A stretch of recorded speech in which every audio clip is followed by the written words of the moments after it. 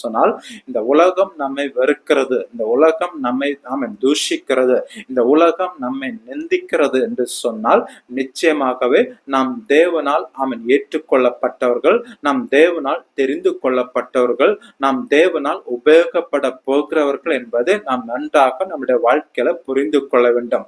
உலகம் வெறுக்கிறது என்று சொன்னால், உலகம் நம்மை தள்ளி புறக்கணிக்கிறது என்று சொன்னால் தேவன் நம்மை நேசிக்கிறார் என்பதை நாம் அறிந்து கொள்ள வேண்டும். இதைதான் யோசேப்புடைய வாழ்க்கையில பார்க்கிறோம்.